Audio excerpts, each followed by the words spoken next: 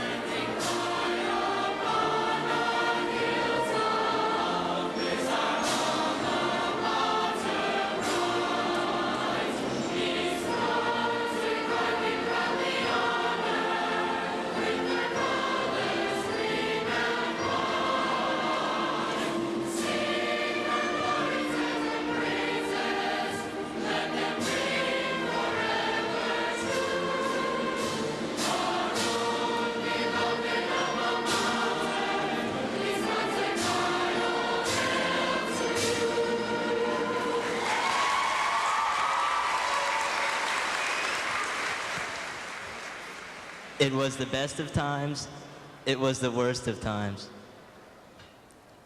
Although Charles Dickens chose this phrase to open his timeless novel, Tale of Two Cities, describing life back in the days of the French Revolution, I thought it would be a good way to open today as well. As I look back over the years spent with so many of the faces I see sitting before me here today, I can't help but to think of all the unforgettable memories that I have of high school. I remember, of course, the good times, the deafening cheers at pep rallies, laughter in humanities, the thrill of seeing a big fat A on my English test. I remember getting dropped off at my friends' houses by my parents, and the thrill that I felt the day I could finally drive myself. I remember the enthusiastic shouting of $25, $30, or even $200 at the senior service auction, deciding where to go for lunch and laughing at all the underclassmen stuck eating at the hot spot and the burger bar. And I remember perhaps most vividly great times shared with great friends. Whatever the case may be, I'm sure everyone sitting out there before me can recall some of the best times that make high school what it is. But with the good must also come the bad. And I know we've all had our share of the bad. I have cried nearly as many tears to match my laughs in high school. I cried when a friend died, when friends were cruel, and with the heartache of love. Like most everyone, I cried over a million things, which now seem absurd. That horrible grade on my algebra test, the frustration of hours of homework, broken bones, the grueling exercises of physical therapy, or simply the fact that it was raining outside. But the bad times are an essential part of life, and they only make the good times even sweeter. And through these times, both good and bad, came a time of enlightenment, of realizing, at least partially, the nature of existence. That life is not a path through the woods, Life is the woods. I learned the supremacy of love and that there is someone out there for everyone. I learned that blood is thicker than water. I learned to seize the day. And I also realized that you can cry about not having any shoes, but only until you meet the man who has no feet. Of course, with this wisdom came a time of supreme stupidity as well. Bad decisions, illogical relationships, huge mistakes, and horrible driving. And I learned I was not alone, for stupidity reigns throughout the world, making high school, as well as the world, a place of despair. Despair over things which seem insurmountable and distant. For the past few years, the news has flashed pictures of pain, death, and destruction, bombings in Oklahoma City, the attempted extermination of an entire race in Kosovo, the depletion of the rainforest, the ravages of cancer, and the details of yet another schoolyard shooting. As I see these horrible images, I am filled with many emotions. The profound sorrow for all of the pain felt by everyone affected by these horrors, and thankfully, an even stronger, overpowering hope for the future. I sit here, and I see so much hope sitting right in front of me. So many brilliant, loving, caring, and talented people. The class of 1999 has the ability to improve society in so many ways. Whether it's discovering a cure for AIDS, negotiating a peace treaty, recycling, or merely saying hi to a perfect stranger, each and every one of us has the ability to make this world a better place.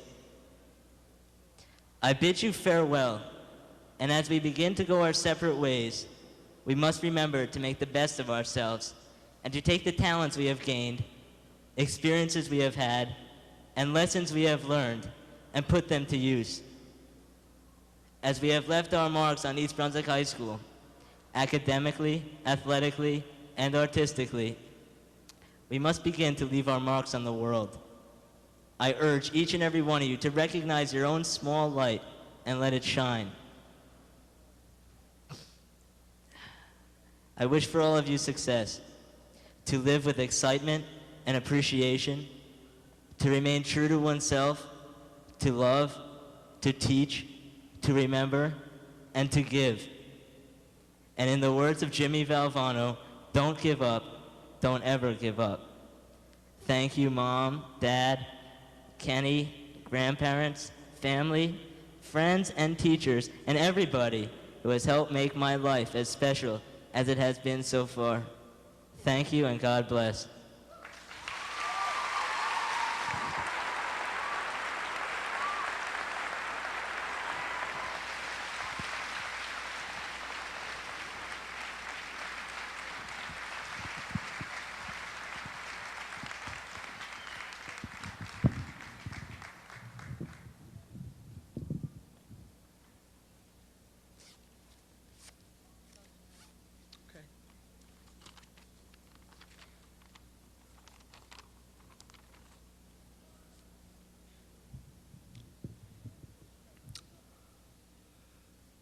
So what is so special about graduating in 1999?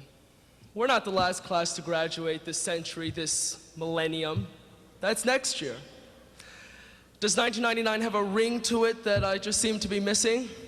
Are we that coveted group of bridge builders to the 21st century? Well, here's what 1999 should mean. Not four numbers that when placed together look or sound cool, but four numbers that when placed together spell the year we graduated from high school. This is our year, and we are special. I'm not going to be modest here.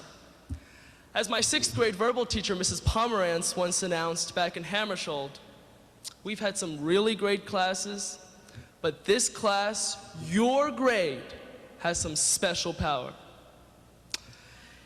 Yeah, we excel in the academics, athletics, and the arts, etc., etc. But in the end, what truly defines us is the way we excel as human beings that constantly interact with the community. Both in and out of school, we have, as responsible citizens, volunteered our time, to better the lives of others. Our personalities make us always want to do a million things and balance our busy schedules and just do more. Well, if that's what makes us special, then we are well on our way to success. Because according to one anonymous source, here is the quote, formula for success, and then some. The top people do what's expected of them, and then some. They're thoughtful and considerate of others, and then some. They meet their obligations and responsibilities fairly and squarely, and then some. They're good friends to their friends, and then some. They can be counted on in an emergency, and then some. So in the end, it is when we do what is assigned to us in our lives and in the church, and then some, then the Lord pays in full, and then some. It is our duty then to continue to contribute to society in the same way we have already begun to do as adolescents. Often it is the adults in this country who are self-absorbed and go about their own business without the slightest interest in the bigger picture. Let us not become such adults. One J.G. Ballard once said, I would sum up my fear about the future in one word: boring. That everything has happened, that nothing new or exciting or interesting is ever going to happen again, that the future is just going to be a vast, conforming suburb of the soul. So yes, do one thing every day that scares you. Seek every opportunity because, hey, luck is no accident. We are capable of increasing our chances of being in the right place at the right time. The future is indeed in our hands. Let us make it an exciting one. You are my extended family, class of 1999, and I love you. Thanks everyone for your 3 long minutes. And please, please, please wear that sunscreen.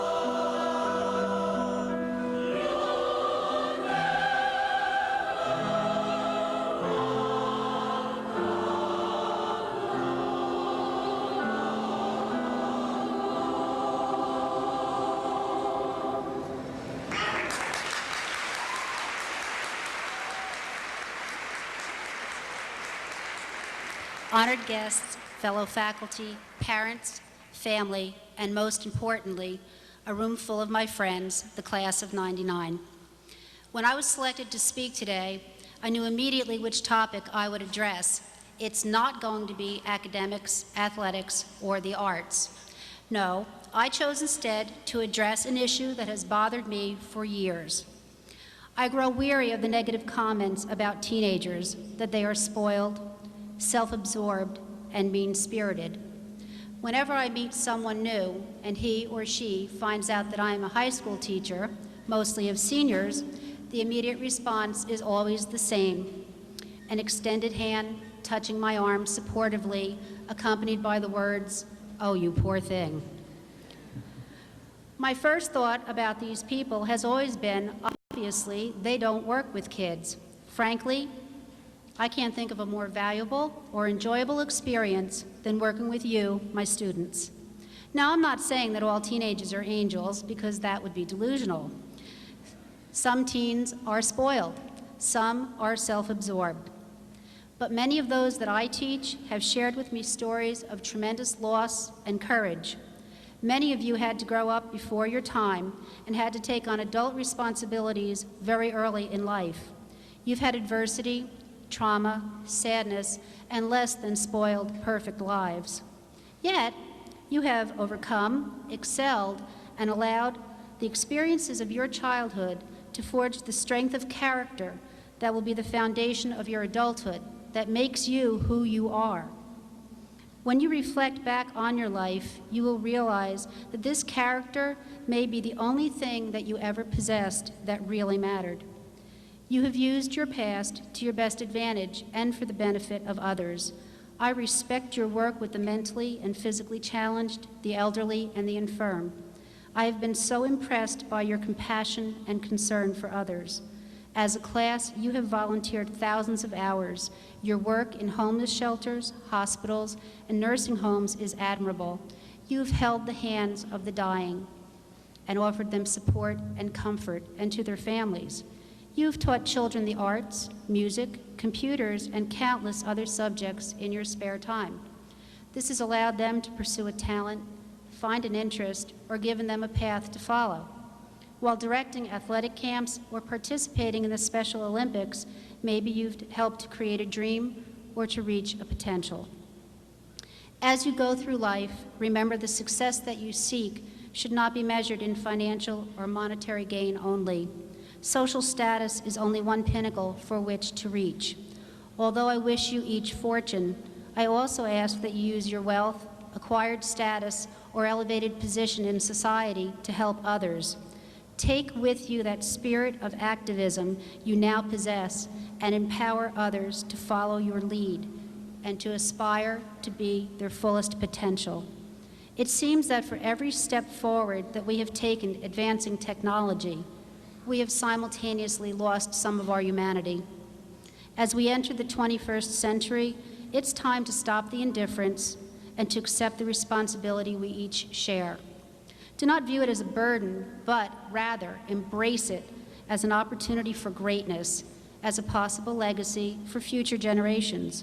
Although it's been said many times, it bears repeating. Take care of the elderly, for they are your past. Learn from them.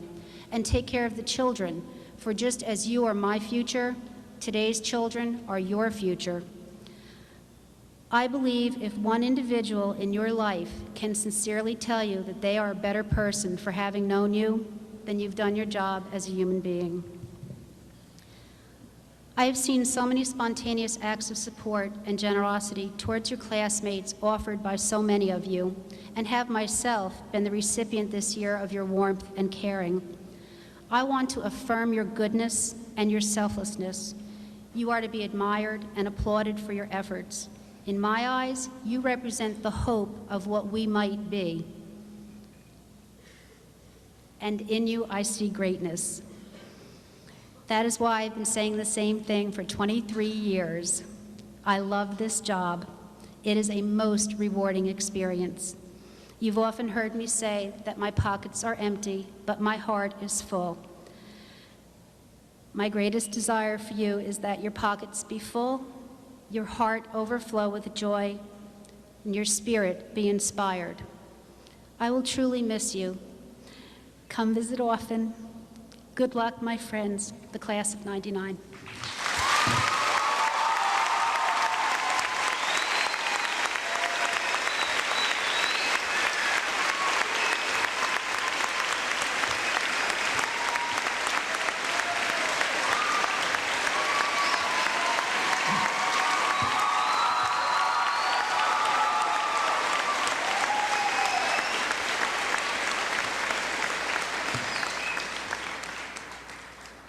Good afternoon and welcome to all. Thanks for sharing this graduation ceremony with all of us who make up the East Brunswick High School community. First of all, I want to thank the class of 1999 for your cooperation and your cooperative spirit during these past 3 years. It has been enjoyable working with you and your class leaders. Your open-mindedness to try new ideas and become involved in a variety of programs in our school has been exemplary. This class will be known for the highly successful events you have organized and implemented, such as Music for a Cause, the most blood donations ever, a March of Dimes walk, and within your class, you have the highest number of National Merit Commendations in EB history. These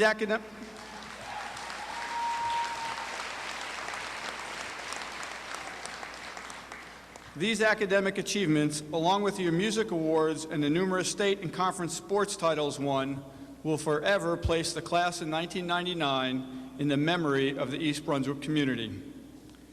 The final request I have of you as your principal is that wherever you land in life, whatever your final destination, get involved in the community you reside.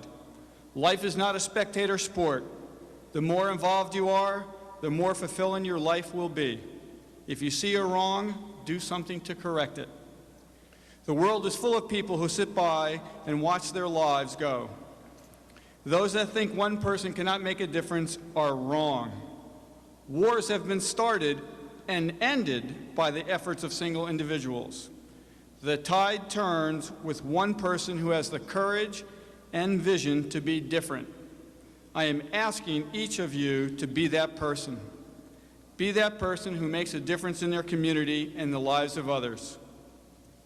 As we enter the new millennium with all its emerging technology and promise, remember that technology is just another set of tools for the upcoming century. It will be people who make the difference. Machines will never take the place of humans simply because they cannot feel emotions. So to the class of 1999, I bid you farewell. I am confident that you can achieve your dreams if you work hard and show perseverance through the difficult times in your life. Please remember to spend time with your families, grasp the opportunities to help others, and always perform to the best of your abilities. If you do this, you can lead a satisfying life. Good luck to the class of 1999. I wish you many years of happiness and good health. Thank you.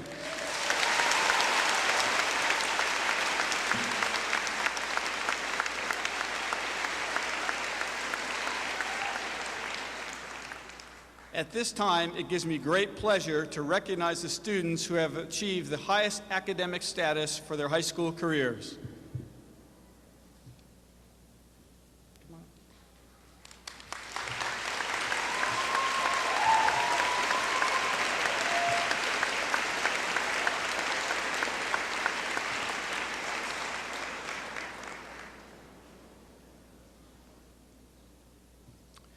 Earning straight A's in every course they took for all of their 4 years in high school, Amanda Kramer.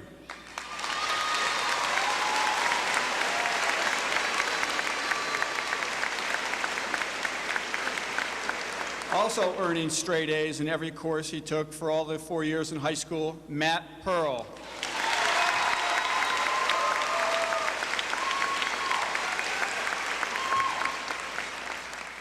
Salutatorian of the class of 1999 and highest honors for achieving all A's in every course she has taken in high school, Stacy Wang.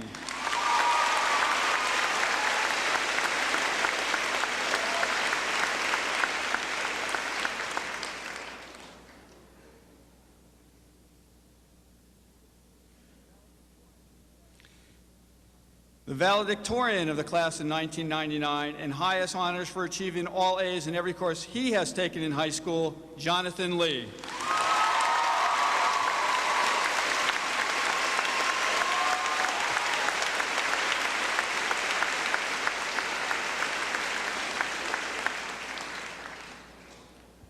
Congratulations to these outstanding students.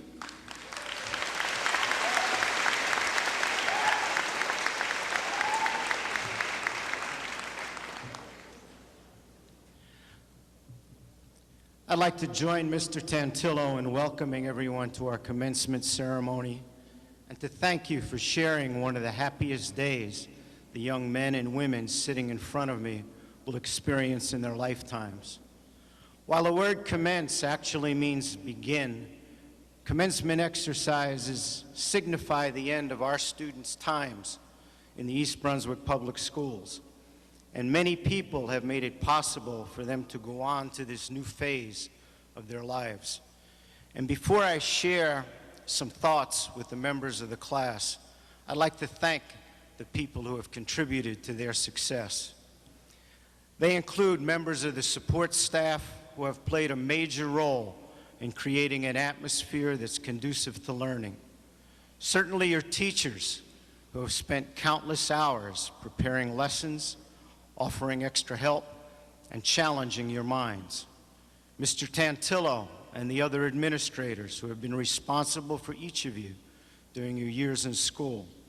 In addition, all of the advisors and coaches have given their time after school hours providing a variety of extracurricular activities which has enabled you to have the experience of participating in a group that requires cooperation and coordination. To each of these people, a sincere thanks. Other people who are essential to the educational process are the members of the Board of Education. Some of you may be unaware of the many, many hours that board members devote to discussing the policies, curriculum, addressing the physical condition of the buildings and grounds, and tackling some real complex financial issues that a school district faces year after year. To those 9 individuals, I extend thanks for all of you that you do. I also want to congratulate your parents and to thank them too. It isn't easy raising children, trying to let them slowly evolve into their own personalities while still guiding them to do well, to be happy, and to achieve. And I know that as parents, you have given just so many hours of your time to attend school functions, to carpool, to chaperone, and to fundraise. And at times, you may not have had the time to spare, but somehow you found it. You did what needed to be done because it concerned your son or your daughter. There aren't enough thanks in the world for all the sacrifices that you have made. But please, please accept my appreciation for all you have done for your children. And now to the soon-to-be graduates, and I know that you're all waiting anxiously to receive your diplomas and begin celebrating. And with that in mind, I'm going to keep my comments brief. As I looked through your yearbook, I read many quotes that each of you had beneath your picture.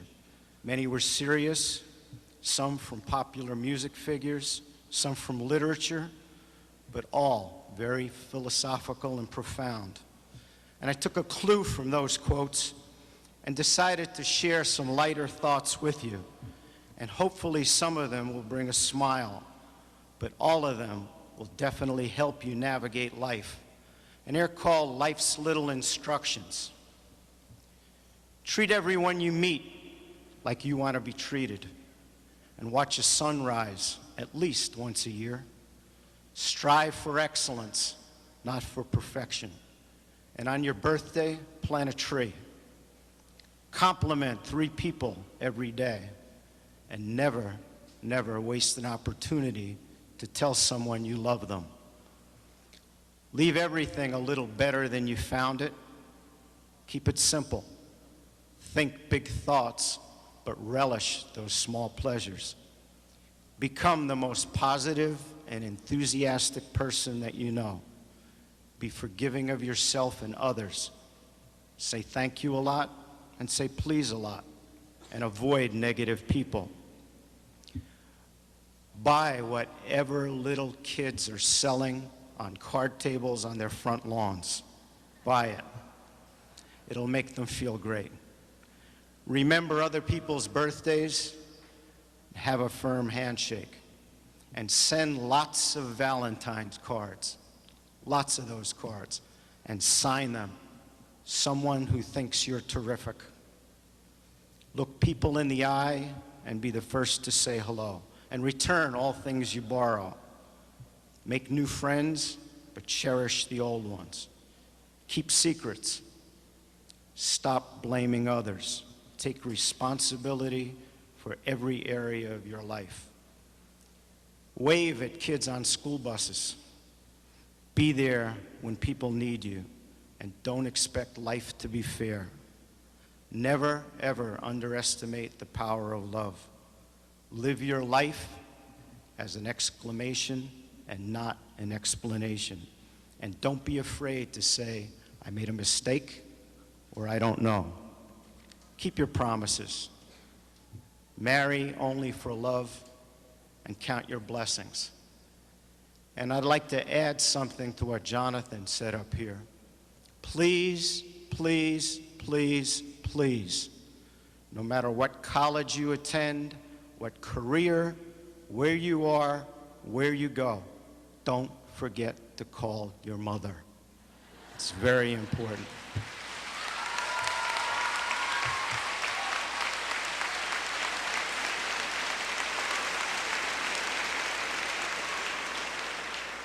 You're only going to live life once, but if you live it well, certainly once is enough. And be wise as you face the many choices life's going to offer you. But also be careful as you test the new independence that you're going to have. And remember all of those who played a part that helped you prepare for the future. But most of all, be happy and continue to strive for excellence. And it's the hope of everyone here and everyone in the community, all your relatives, your friends, your teachers, that your futures be alive and filled with happiness and promise and opportunity. Congratulations and good luck to one of East Brunswick's finest classes, the class of 1999.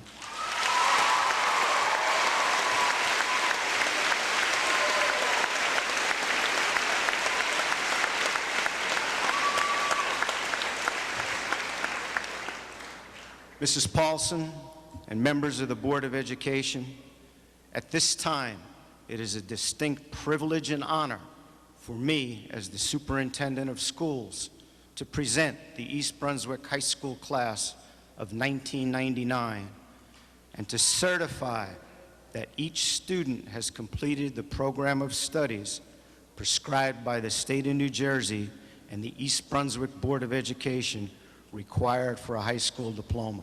Mrs. Paulson.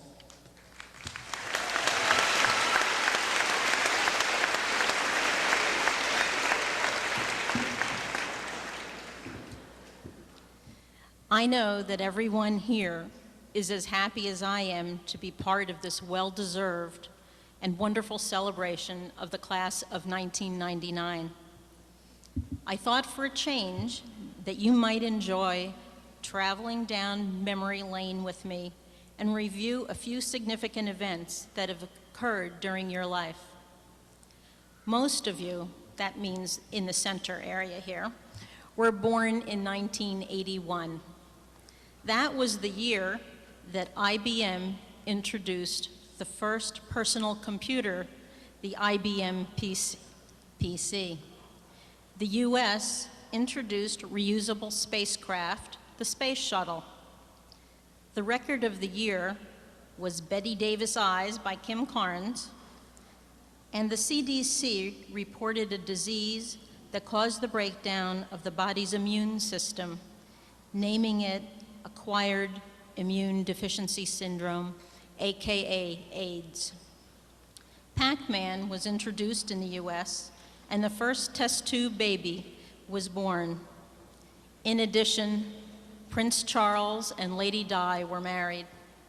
Sandra Day O'Connor became the first female Supreme Court justice, and President Reagan was shot. By the way, a postage stamp cost 15 cents, and a loaf of bread was 48 cents. That was quite a year. That's the year you were born. When you were entering preschool in 1984, The Cosby Show made its premiere. Indira Gandhi was assassinated. Reagan was reelected as president, Stone-washed jeans made their debut, and many of you will like this one. Apple introduced the Macintosh with a list price of $2,495. In 1986, when you were in kindergarten, the worst nuclear disaster ever occurred in Chernobyl in the Ukraine. The Mets won the World Series. That was my favorite. And mandatory recycling got its start in Rhode Island. In 1991, when you were 10 and playing with slap bracelets, My Little Ponies, playing in the rec league, soccer league, and practicing your new musical instruments, U.S. Operation Desert Storm drove Iraq's armed forces out of Kuwait. The New York Giants won the Super Bowl.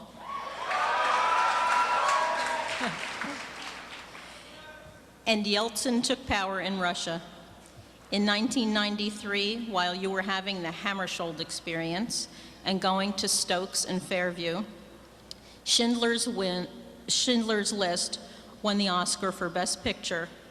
And the following year, Yitzhak Rabin, Shimon Peres, and Yasser Arafat were awarded the Nobel Peace Prize.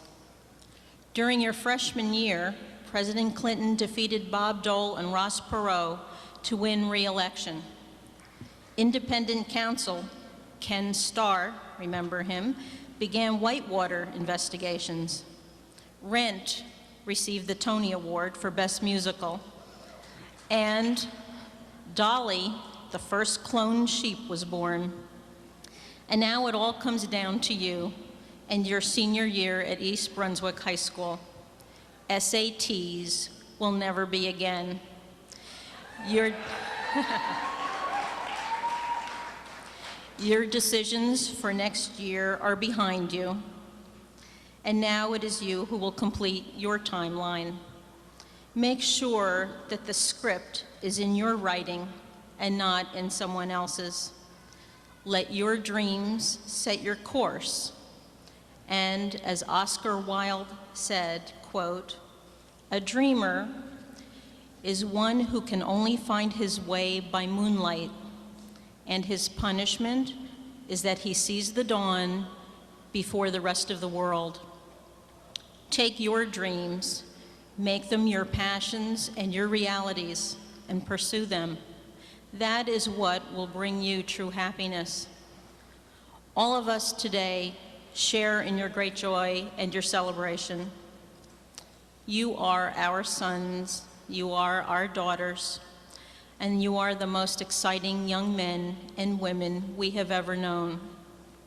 We have shared your joy, your heartbreaks, and we will forever be in awe of you. You are our dreams. You are our passions. You are the future. Congratulations to everyone here who made today possible, to Dr. Kopko, Mr. Tantillo, and the faculty and the staff of East Brunswick High School, your parents, and especially to you, the class of 1999.